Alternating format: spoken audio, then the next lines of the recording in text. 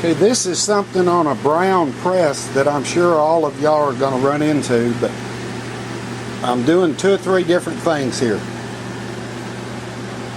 I've got a chain that I've stretched, so I'm going to have to get back there and get down into that motor in a place that even they tell you is just a feel type thing because of where 2 of the bolts are.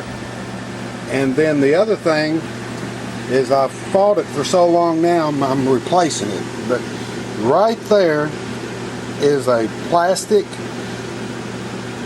tube, like an oversized aquarium plastic tube that grips the chain underneath this clamp here that moves the head back and forth.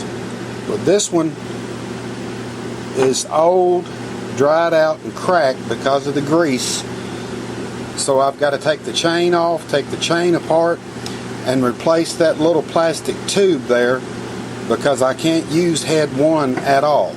Because once you start trying to print, it slips, and then if this has happened to you before, you'll know what I'm talking about. It gets in a bind under this front gear, and you can push it out, but you almost have to take a hammer and beat it backwards to get it out of there when it locks up. And if you're not close enough to the emergency power button, then you blow that fuse.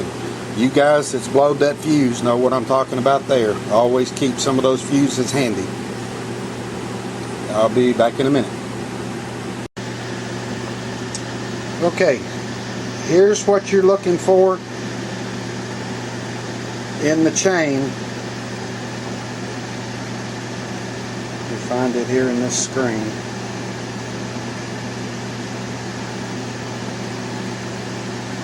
Right there. That's the loop that takes the chain apart. It's like a slip nut. Okay, as you can see right there, I've got the chain off and I've got the cover off. Part of the plastic is even almost like melted and on top of that top plate. So scrape all that old plastic off so it gets a good grip back on just clean metal. I know I ask a lot more of this press than probably a lot of you guys do because I put so much pressure on the squeegees and the flood bars past what it's normally supposed to do. So I work on mine a little bit more than probably what some of the others are going to do.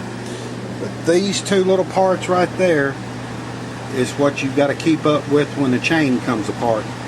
That was the master link, and you'll have to put it back together and then get the motor stretched back out because I've stretched this chain so much. Every time I call the tech guys at Brown, they kind of laugh at me the way I print, and I just say that I print like a manual printer on an automatic. If it's got to go around again to make it the way I want it to look, by God, I go around again.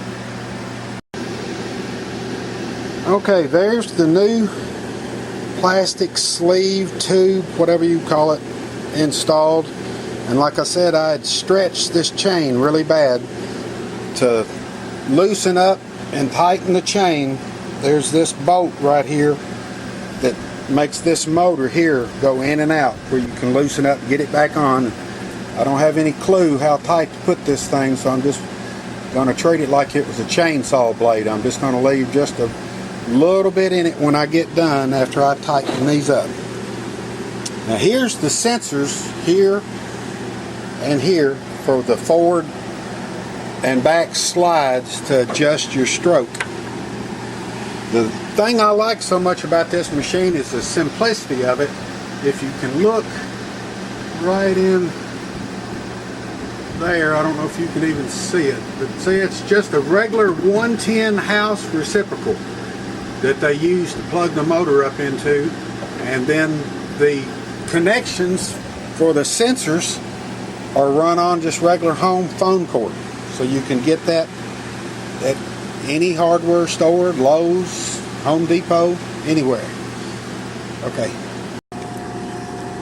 Okay, I've got it back together now. And as you can see, I've added a C-clamp to the front of it too, because I tightened up stuff so much. I stripped out 2 of those soft nuts. It should be hard nuts and hard steel, but it's not, and I tighten stuff up too much. I've got the motor adjusted back with the little nut that's down there. The light won't come on. There it goes. You can get all 4 of them nuts, which naturally you can't get to them over there without burgering up your knuckles, but it's all done, and you get to it through the little side like observation doors. And then, like I said, everybody that's got one knows that that's the rear and that's the front stroke adjustments. And I've tightened the chain up,